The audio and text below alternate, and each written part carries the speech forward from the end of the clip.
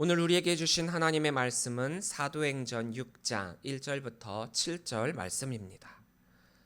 사도행전 6장 1절부터 7절 말씀입니다. 다 함께 한 목소리로 읽도록 하겠습니다. 그때 제자가 더 많아졌는데 헬라파 유대인들이 자기의 과부들이 매일의 구제에 빠짐으로 히브리파 사람을 원망하니 12사도가 모든 제자를 불러 이르되 우리가 하나님의 말씀을 제쳐놓고 접대를 일삼는 것이 마땅하지 아니하니 형제들아 너희 가운데서 성령과 지혜가 충만하여 칭찬받는 사람 7을 택하라. 우리가 이 일을 그들에게 맡기고 우리는 오로지 기도하는 일과 말씀 사역에 힘쓰리라 하니 온 무리가 이 말을 기뻐하여 믿음과 성령이 충만한 사람 스데반과 또 빌립과 브로고로와 니가노르와 디몬과 바메나와 유대교에 입교했던 안디옥 사람 니골라를 택하여 사도들 앞에 세우니 사도들이 기도하고 그들에게 안수하니라. 하나님의 말씀이 점점 왕성하여 예루살렘에 있는 제자의 수가 더 심히 많아지고 허다한 제사장의 무리도 이 도에 복종하니라. 아멘. 할렐루야. 오늘도 우리 주의 전을 찾으신 우리 귀한 주님의 성도들을 주님의 이름으로 사랑하고 축복합니다. 우리 옆에 계신 분들과 인사 나눌까요? 사랑합니다. 축복합니다. 지난 주간은 우리 부천 북지방 웨슬리 연합 성회 및 사경회가 있었던 주간입니다. 많은 분들이 참석하셨고 또한 좋은 말씀으로 귀한 은혜를 받았던 그런 시간입니다. 또 지난 주간이 웨슬리 회심 기간 주간이기도 함과 더불어서 평신도 주간이었어요. 그러니까 우리가 평신도 그러면 직분이 없고 또 그리고 이렇게 목회자가 아닌 다른 이들만을 뜻하고 말씀을 듣는 그런 사람들만을 평신도라고 여기고 있는데 감리교는 평신도 그러면은 그냥 되어지는 말씀을 듣고 교육받고 하는 것으로 그치는 것이 아니라 리더로서 또 다른 평신도 리더를 세우고 또한 그로 말미암아 하나님의 사역에 함께 동역하는 동역자로서 그러한 삶을 우리 감리교에서는 훈련하고 또 행하고 있습니다. 그래서 지난 한 주간 이 평신도 주간을 준비하고 또 오늘 평신도 주일을 맞이하면서 나에게 주어진 사명이 무엇인가 또 내가 할 수 있는 하나님께 영광될 일이 무엇인가를 한번 되새기면서 우리의 삶을 나의 신앙을 나의 믿음을 돌이키는 그런 한 주간이었습니다. 말씀으로 돌아와서요. 우리가 계속해서 사도행전 말씀을 함께 나누면서 초대교회의 그 신앙을 우리가 한번 본받고 또 그들이 어떠한 믿음과 신앙으로 신앙생활을 했는지에 대해서 우리가 한번 돌이키고 나의 현재의 믿음을 한번 되새기는 그런 시간을 갖고 있습니다. 잘 알다시피 초대교회 시작은 사실 크게 시작한 게 아니라 그리 규모가 크지 않은 상황으로 시작을 했습니다. 오늘날로 친다라고 하면 개척교회로 시작을 했다라는 거죠. 12사도를 중심으로 그 제자들이 있었고 성령의 충만함과 더불어 말씀의 능력으로 그 개척교회의 수가 점점 늘어나고 성도가 많아지고 부흥하게 되었던 것입니다. 오늘 1절의 말씀도 보면은 성도의 수가 점점 많아졌다라고 했죠. 근데 이 개척교회 또 초대교회가 처음에는 규모가 작았다라고 했잖아요. 그래서 작았기 때문에 할 수 있는 역량의 것은 복음, 믿음, 말씀 여기에 집중을 해갖고 이것을 중심으로 사도들이 활발한 활동을 했습니다. 그래서 교회의 규모가 작을 때에는 팔방미인의 목회자가 그 빛을 발휘한다라고 제가 예전에 말씀드린 적이 있어요. 작은 교회는 목사가 한 명일 수밖에 없고 또 그 목사가 한 명이니까 여러 가지 분야를 홀로 감당을 해야 하는 상황이기 때문에 이것저것 조금이나마 폭넓게 모든 것을 다 할 수 있어야 하는 팔방미인의 목사가 개척교회에 맡고 또 그렇게 해야만 교회가 돌아갈 수가 있는 거예요. 한 사람의 목사가 이 여러 가지 일을 하다 보니까 이 목사의 역량에 따라서 말씀도 기도도 전도도 교육도 훈련도 사역도 개척교회는 그 부흥의 판가름이 이 목사님이 얼마만큼의 팔방미인인가에 달려 있다라는 거죠.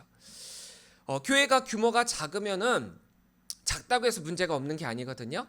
교회가 작을 때 생기는 문제를 한번 살펴보면은 이 작을 때 믿음의 연한이 적거나 믿음이 작을 때 다가오는 문제가 있는데 대부분 영적인 것과 관련이 있어요. 그러니까 믿음을 지키려고 하고 또 신앙을 지키려고 하면 할수록 교회를 흔들고 또 하나됨을 흔드는 영적인 공격들이 쉼없이 다가온다라는 거예요. 예를 들면은 내가 혼자 신앙생활을 하고 있습니다. 내가 혼자 우리 가족 중에서 예배를 드리고 있어요. 그러면은 너는 왜 혼자 이 쉬는 날 교회 가갖고 가족들과 함께하지 못하느냐, 이런 공격을 당하기도 하고요. 또 내 주변에 믿는 사람들이 아무도 없고 내 직장터에서 믿는 사람들이 없다 보니까 술 마셔라, 담배 펴라, 뭐해라, 이런 것들을 권하면서 내 신앙 지키는 것을 흔드는 것들이 꽤나 많이 있단 말이에요. 또 순교의 시대가 우리들에 있었어 갖고 믿는다라고 하는 것, 그걸로 인해서 목숨이 위험받기도 했고, 가장 가깝게는 코로나19 시대에는 교회 오는 게 너무나도 힘들었잖아요. 신앙생활하는 게 너무 힘들었잖아요. 이런 영적인 공격이 우리들에게 다가온 적이 너무나도 많았습니다. 그런데 이렇게 외부적 공격이 우리들에게 다가오게 될 때 우리는 너무나도 감사하게도 그럼에도 불구하고 이런 것들로 인해 우리는 더욱더 우리의 신앙을 지킬 수 있었던 것이니, 예배를 할 수 있다라고 하는 것, 그거 하나만으로 내 믿음을 지킬 수 있다라고 하는 그 하나만으로도 우리는 너무나도 감사한 삶을 살아가고 있지 않습니까? 그래서 이렇게 외부적인 공격을 우리가 당하게 된다라고 하면 성도들과 교회는 똘똘 뭉쳐서 하나가 될 수 있었습니다. 그래서 믿음과 신앙이 더욱 뜨겁게 되고 나만의 신앙생활이 아니라 우리의 신앙생활, 우리 교회, 우리 공동체, 우리의 신앙생활을 더욱 소중하게 여기게 되었다라는 거죠. 믿음 하나로 행복하고 교회 오는 것만으로 행복하고. 자, 근데 교회 규모가 조금씩 커지게 되고 성도가 많아지게 되면 목사 혼자 이 모든 것을 감당하는 것에는 좀 무리가 생기게 되죠. 그래서 여러 다른 사역자들과 함께 사역을 하게 됩니다. 그래서 한 교회에 목사님이 여러 명 있을 수도 있고 또 거기에 전도사님들도 있을 수 있게 되죠. 그래서 교회 규모가 커지게 되면 팔방민 목사님 한 분보다 각각의 분야에서 전문성을 띠고 있는 목사님들 여럿이 함께 그 분야를 담당해서 목회를 하는 것이 더 효율적입니다.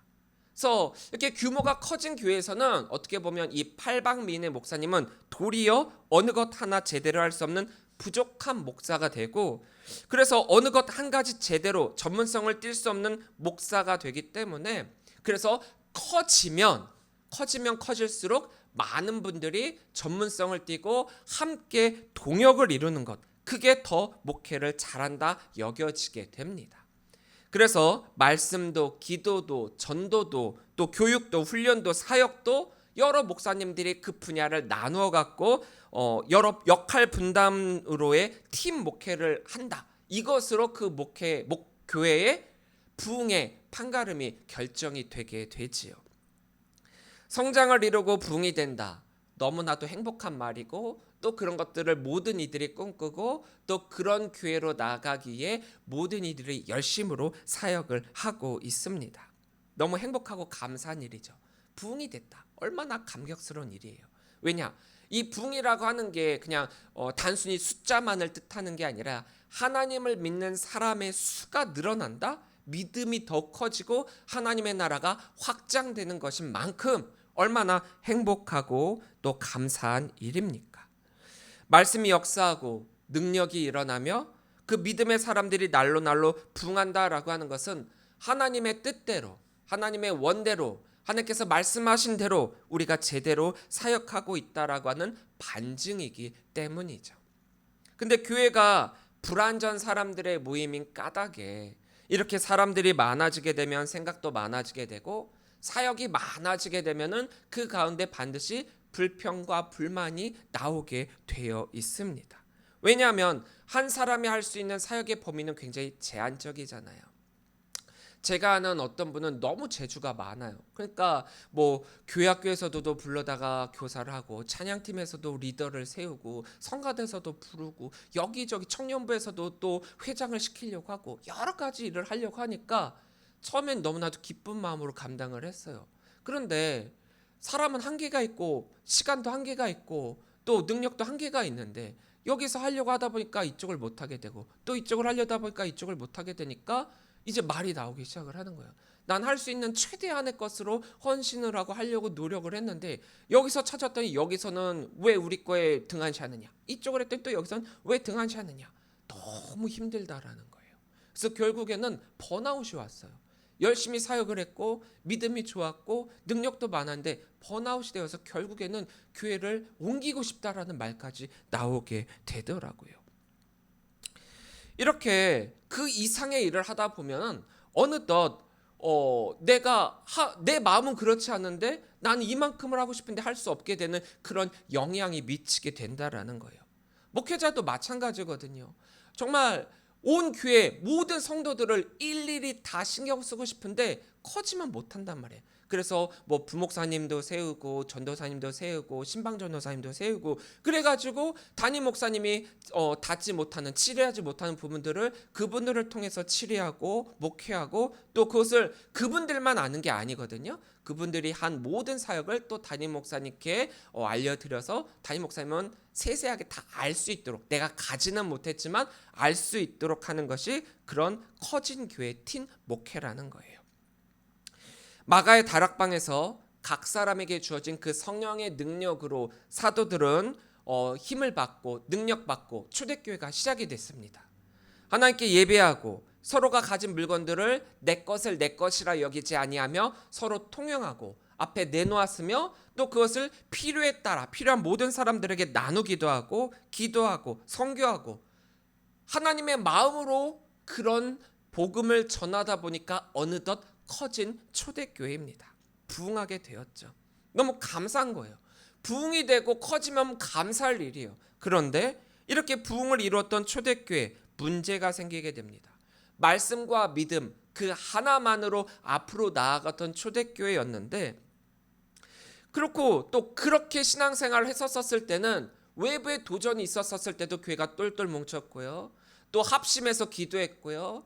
또 사도들을 위해서, 목회자들을 위해서 함께 힘을 기울였던 것이 초대교회였습니다.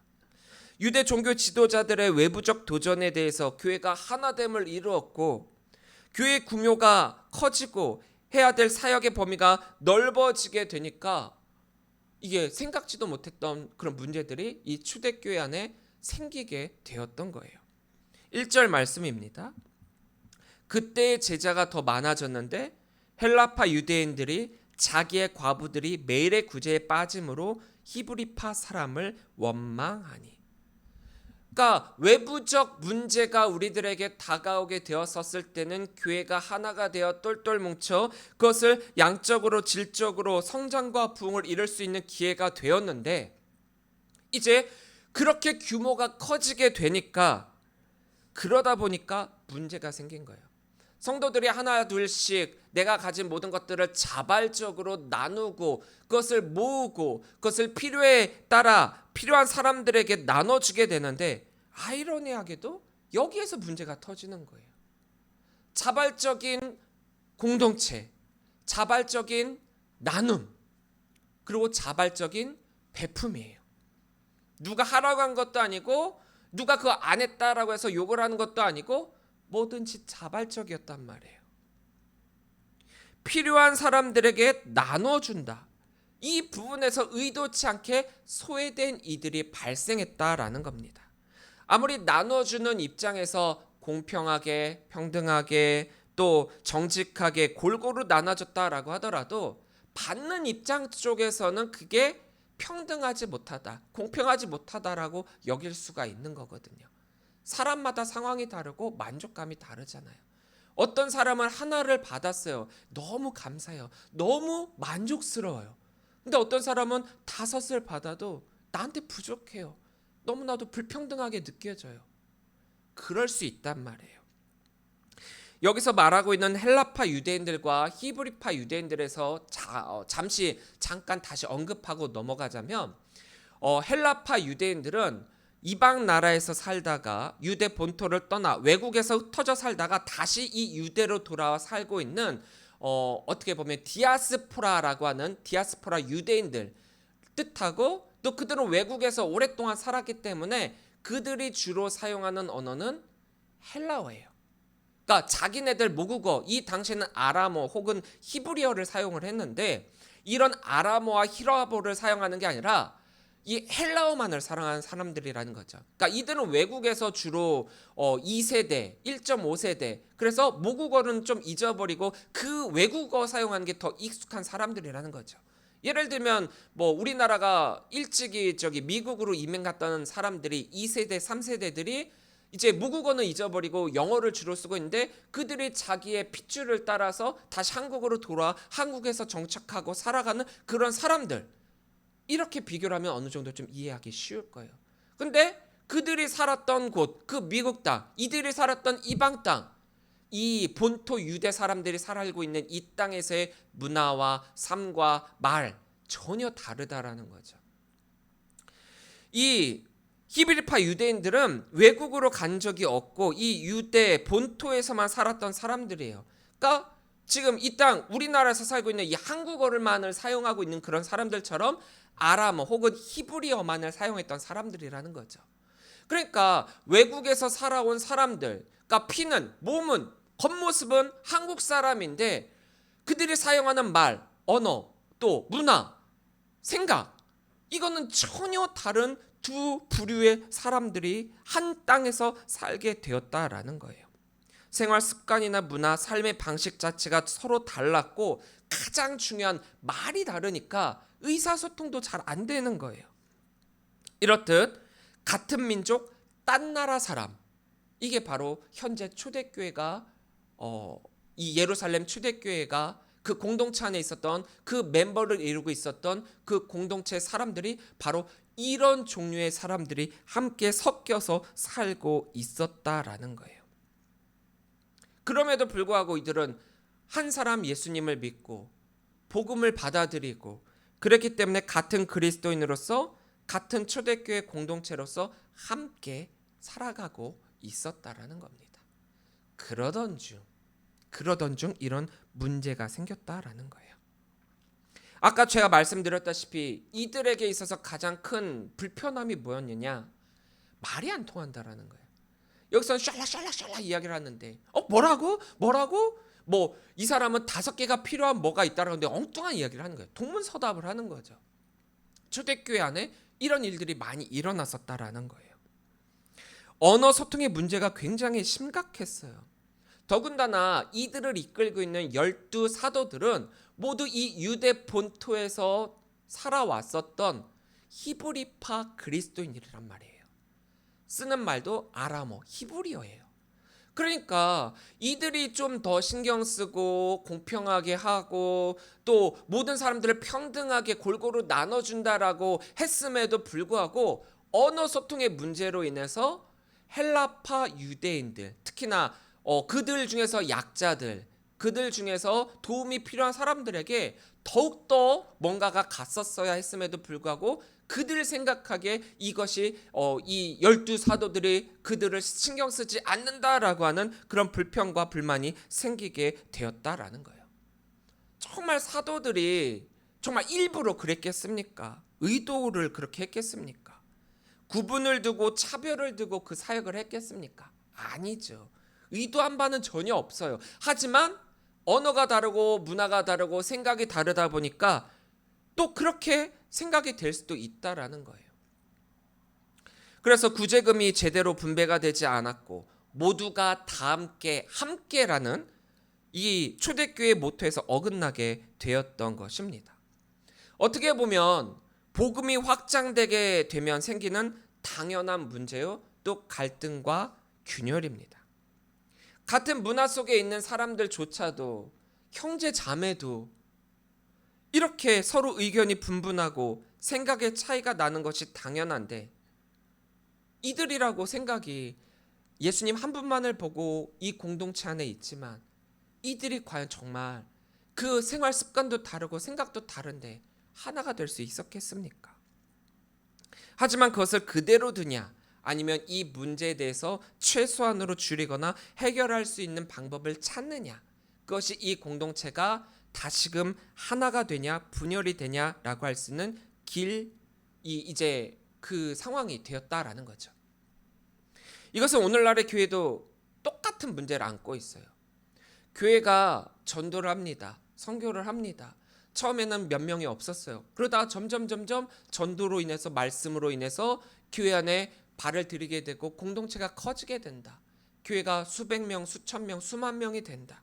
그러다 보면 이 작은 공동체일 때 생기지 않았던 문제가 이 큰 공동체가 되면 당연스럽게 생길 수밖에 없는 문제들이 있다라는 거예요. 왜냐? 말 그대로 여러 사람들이 한 자리에 있으니까. 그런데 이 당연한 문제를 그냥 내버려 둔다면 그것은 당연스럽게 그 상처는 곪고 썩고 전이 돼서 그 공동체는 죽게 되겠죠. 부흥을 위해 애썼는데 부흥이 되니까 무너지는 이런 안타까운 일이 일어나게 된다라는 거예요. 2절입니다. 12사도가 모든 제자를 불러 이르되 우리가 하나님의 말씀을 제쳐놓고 접대를 일삼는 것이 마땅하지 아니하니. 자, 대부분의 사람들은 이런 문제가 터지면은, 이런 불평과 불만이 생기게 되면은 원인을 어디로 따지느냐, 이런 불평을 하는 사람들에게 시선을 돌려요. 왜 우리 공동체가 이렇게 잘 되고 있는데 왜 이거에 대해서 토를 달고 문제를 잡고 불평과 불만을 일삼느냐? 너희들이 잘못이다. 보통 대부분의 사람들은 이 문제를 일으킨 쪽에 시선을 돌리게 되어 있어요.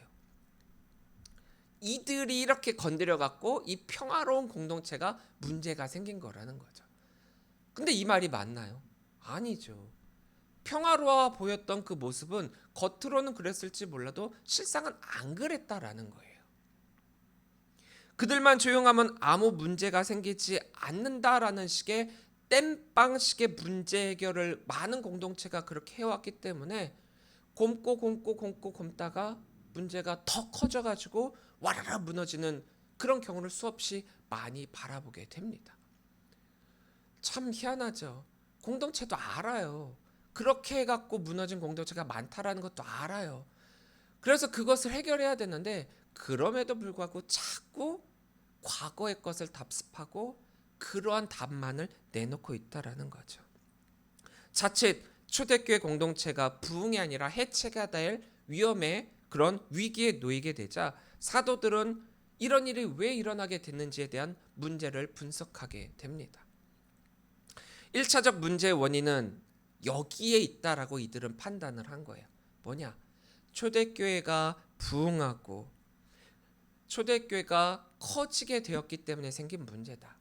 처음 교회가 이 규모가 작았을 때는 팔방미인의 능력을 가지고 있었던 이 12사도로 충분히 커버가 가능했었는데 규모가 커지니까 이제 자기네들의 그런 감당할 수 있는 능력 범위를 벗어났다라고 판단을 하는 거예요. 너무 많은 외부 사역이 있어가지고 안 갈 수도 없고 안 할 수도 없고, 그러다 보니까 내부적인 문제를 제대로 관리하지 못하게 됐다라는 거죠. 이들은 자기들이 처음에 예수님의 말씀에 따라 복음 전하고 말씀 전하는 것이 자기들의 주된 사역이고 또 그것을 위해 자기들은 온전히 힘썼었는데 규모가 커지니까 다른 것에도 신경 써야 되는 거예요. 여기서 오니까 여기 달래야 되고 여기서 오니까 여기 달래야 되고. 이번 주간에 저희 점프 작은 도서관에 아이들이 참 많이 찾아왔어요.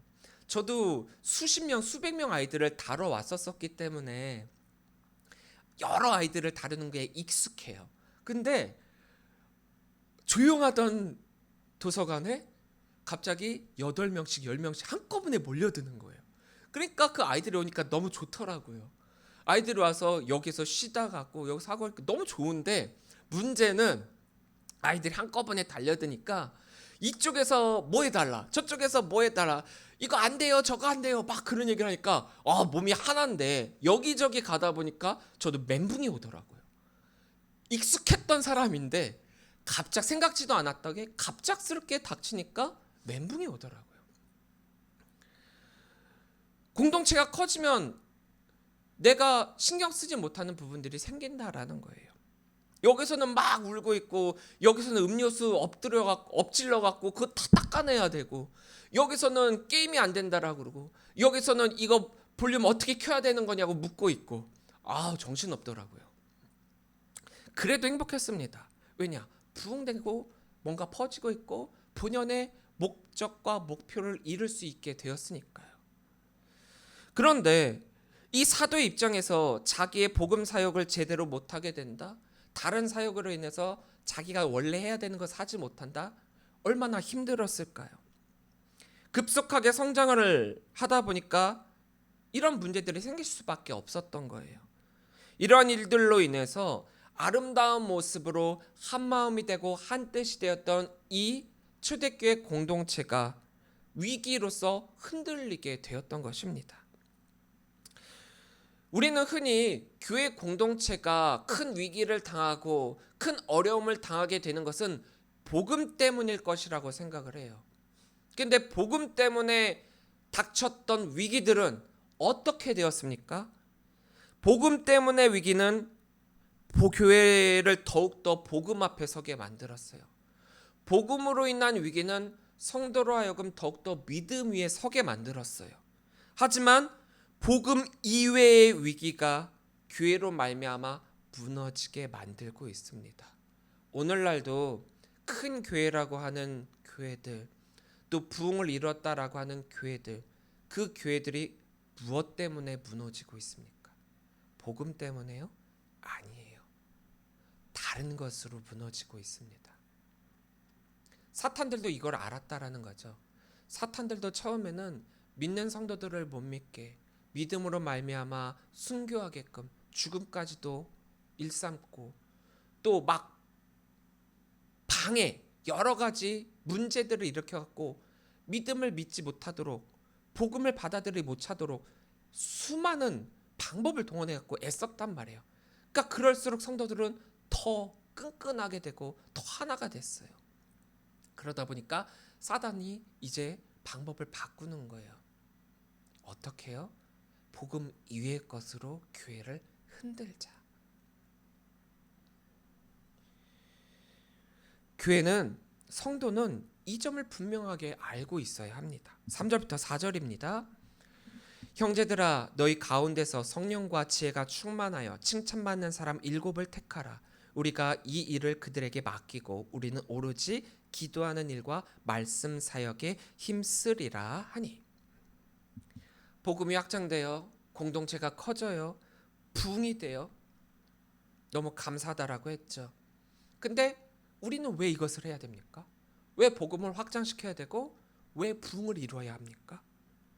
이것을 제대로 생각하고 염두하고 전도를 해야 된다라는 거죠. 이것을 염두하지 않고 그냥 단순히 숫자 채우기, 숫자 키우기에 전도를 하고 선교를 한다? 문제가 된다라는 거예요. 공동체가 커지면서 감당할 수 있는 역량에 문제가 생긴다면 그것을 커버할 수 있는 또 다른 리더를 세우면 되는 거예요. 대부분의 초기에 문제가 생기는 게 뭐가 있냐면은 내가 혼자 다 하려고 하다 보니까 생기는 문제예요. 근데 오늘 초대교회의 이 진짜 문제가 무엇인지 이 사도들은 발견했거든요. 구제에서의 소외, 분배에서의 차이, 그로 말미암는 불만, 불평, 이게 이 사건의 이 문제의 핵심이 아니라는 것을 알았던 거예요. 뭐냐? 그들을 돌봐주고 치유하고 사역할 수 있는 리더들의 부족하다라는 걸 깨달았다는 거예요. 공동체가 커졌는데 그 공동체를 제대로 치료할 수 있는 리더가 부족했다라는 거예요. 그래서 사도들은 자기들이 이 모든 것들을 감당할 것이 아니라 자기들과 더불어서 함께 사역할 동역자를 키우게 됩니다. 놀라운 결정이라는 거예요. 사실 이제 이들이 뽑게 되는 리더들 7명, 이 7명 이제 후에 이름을 보게 될 텐데 이 이름들을 살펴보면은 이들은 절대로 히브리파 그리스도인들이 아니에요. 헬라파 그리스도인들입니다. 문제가 일어나게 된 건 전적으로 히브리파 그리스도인들이 아람어, 이 히브리어만을 사용함을 통해서 의사소통이 제대로 이루어지지 않았고 돌봐야 될 그곳을 제대로 파악하지 못했기 때문에 그 헬라파 그리스도인들의 문화와 삶 또 생활 방식을 제대로 인지하지 못했기 때문에 발생한 문제였단 말이에요. 그렇다면 그들의 삶을, 그들의 생활을, 그들의 믿음을, 그들이 무엇을 고민하고 있는지를 우리들보다 보다 더 정확하게 잘 알고 있는 이들을 리더로 세우고 그들로 하여금 그들을 치리할 수 있게 하면 이 문제는 해결이 되는 거잖아요. 그래서 사실 절대적 다수였던 이 히브리파 그리스도인들, 그들이 이제 이 헬라파 그리스도인들을 7을 뽑아 그들에게 자신들이 가지고 있었던 사역의 그 부분을 나눠주게 됩니다. 사실 이건 쉬운 일이 아니라고 했잖아요. 우리가 바로 앞장에서도 알다시피 유대 종교 지도자들이 왜 사도들을 잡아 죽이려고 했습니까? 자신들이 가지고 있었던 기득권을 내려놓기 싫어서, 영향력을 이들이 백성들에게 끼치는 게 싫어서, 이거는 내 것, 우리들 것만의 것이어야 되는데, 그래서 시기하고 질투해서 예수님을 십자가에 달려 돌아가시게 만들고 사도들을 잡아 죽이려고까지 했던 거잖아요. 하지만 반대로 사도들이 이걸 또 너무나도 잘 알고 있으니까 그래도 쉽게 자신들의 이 사역을 더 쉽게 분배를 할 수 있었던 것입니다. 하나님의 일을 하는데 기득권이 웬 말이에요? 복음을 전하는데 높고 낮음이 왜 필요해요? 사역을 하는데 차별이 거기 왜 들어가야 됩니까? 하나님의 뜻은 모두에게 똑같고 모두가 동일하며 모두가 하나님 앞에서 구원받아야 할 존재들인데, 이건 뭐 도토리 키재기도 아니고 왜 자꾸 차별하고 차이를 두고 뭐 누가 높냐 낮냐, 누가 더 낫다 아니다, 네 거 내 거, 이런 구분을 할 필요가 없다라는 거예요. 이제 이렇게 7명을 새로운 리더로 선출하게 되죠. 7명은 이 본토박이 히브리파 그리스도인들과는 달리 이제 이 이방 문화에도 헬라 문화에도 익숙한 헬라파 그리스도인들로서, 디아스포라 그리스도인으로서 이들을 잘 치리할 수 있는 이들의 실질적 리더로 등장을 하게 됩니다. 뭐 어떻게 보면은 이런 이들의 등장으로 인해서 초대교회가 뭐 히브리파 그리스도인들 또 히브리파 그리스도인들, 이렇게 두 그룹으로 완전히 그냥 딱 구분이 되고 나뉘게 된 거 아니냐라고 생각할 수 있을지도 모르지만, 이건 내가 다른 문화를 알지 못하는데 그러면은 문제가 생길 수밖에 없잖아요. 그 문화를 잘 알고 그들을 이끌 수 있는 더 훌륭한 사람이 있다면 그들을 통하여서 복음답게 전할 수 있는 거, 그게 최선의 방법 아닙니까? 그래서 복음이 복음으로 제대로 심겨질 수 있도록 복음의 최적화를 이뤘다라는 거예요.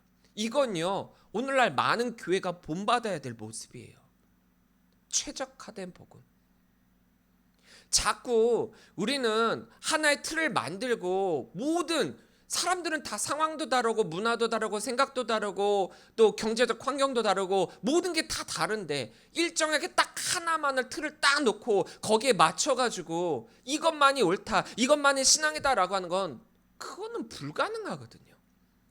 우리가 절대 놓치지 말아야 될 것, 절대 포기하지 말아야 될 것, 복음 하나를 붙들고 간다라고 하면 우리가 어떤 방법을 사용하든지 간에 하나님께서는 오케이 하실 거예요. 왜냐? 예수님도 그러셨잖아요. 예수님이 하셨던 모든 사역은 그 당시 유대인들에게 있어서는 너무나도 진보적인 거예요. 자기들이 지켜왔던 전통과는 전혀 다른 거예요. 하지만 예수님이 다른 걸 말했습니까?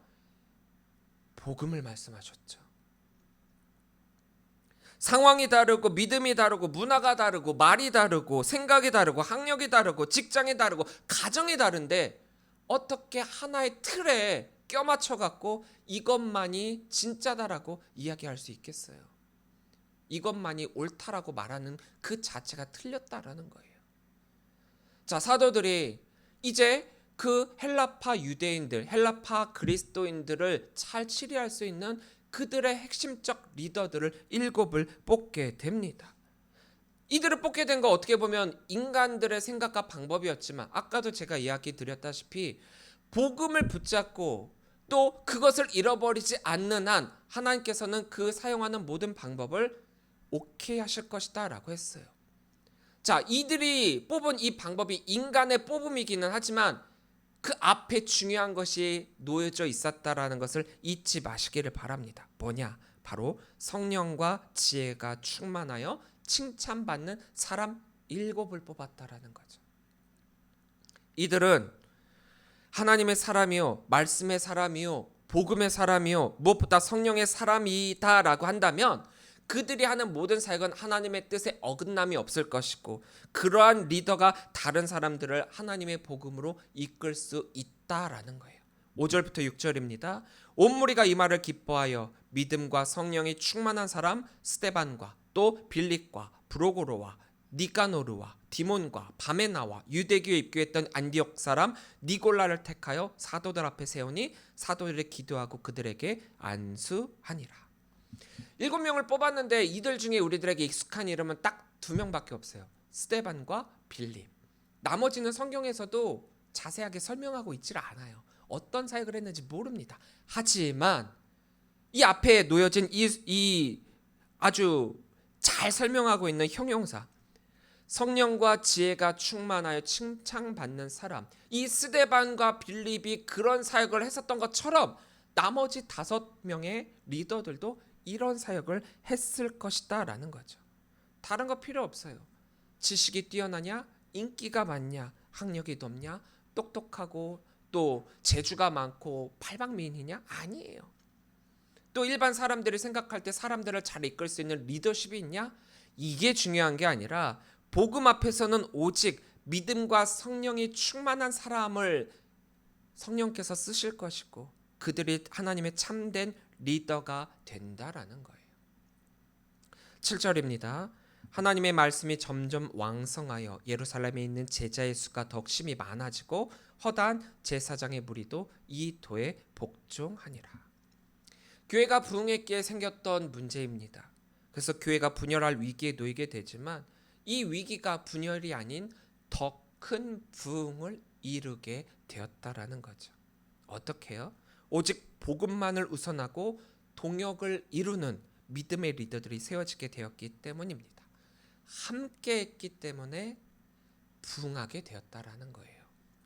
사역은 기득권도 아니고 권리도 아니고 하나님의 뜻을 함께 이루는 동역입니다. 그리고 동역은 복음 확장을 위한 내려놓음이라는 거예요. 내려놓음입니다. 동역은 내가 권한을 취득하고 그것을 내가 사람들 앞에 주장한다가 아니라 동역은 나의 다른 권한을 내려놓는다라는 거예요.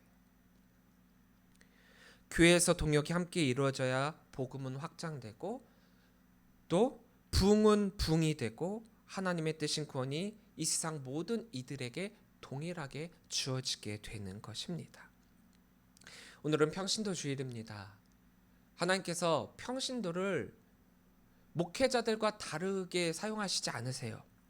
평신도는 목회자의 가르침을 받기만 하는 자리가 아니라 말씀으로 성장하고 성령으로 충만하여 목회자와 함께 또 다른 동역을 이루는 그런 자리예요. 하나님은 그런 자리에 평신도를 부르시고 사용하시고 계십니다. 그 자리로의 초대에 올바른 믿음과 신앙으로 올바르게 화답하고 하나님의 뜻하심을 이 땅 가득 이루어야 되지 않겠습니까?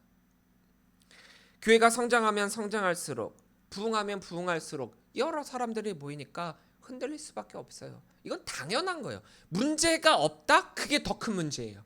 이건 겉으로 보이는 문제가 없이 보일 뿐 안은 썩고 있다라는 뜻이거든요. 문제는 당연히 있어요. 그렇다면 그 문제를 어떻게 할 것인가? 이해를 못한다라는 게 가장 큰 문제고 다르다라는 게 문제인데 이해 못하는 게 틀린 게 아니고 다르다라는 게 틀린 게 아니에요. 그 가운데 복음 하나를 중심으로 잡고 그들에게 맞는 그런 성장 방향으로 나아가야죠. 이것들은 모두가 복음 이외의 부스러기 같은 것들이잖아요. 왜 자꾸 부스러기에 그렇게 매달리고 있습니까? 핵심적인 거 하나만 취하면 끝인데요. 우리를 향한 하나님의 사랑과는 전혀 무관한 것들입니다. 우리는 주님을 따라가는 자들로서 이 복음이라는 핵심만을 붙들고 나아가면 되는 것입니다. 복음 이외의 것을 대단타 생각하지 말고 복음 앞에 바로 선 자가 되시기를 바랍니다. 우리의 삶은 오직 주님께서 주신 귀한 삶이고 또한 주님께 드려야 할 주님을 위한 삶이라는 것을 잊지 말고 우리의 믿음과 신앙을 지키시기를 바랍니다. 우리의 삶 모두 주님께 맡겨드려 주님의 이끄심을 받아 이 세상 가운데서 승리하시는 저와 여러분들이 되시기를 주의 이름으로 간절히 축원합니다. 기도하겠습니다.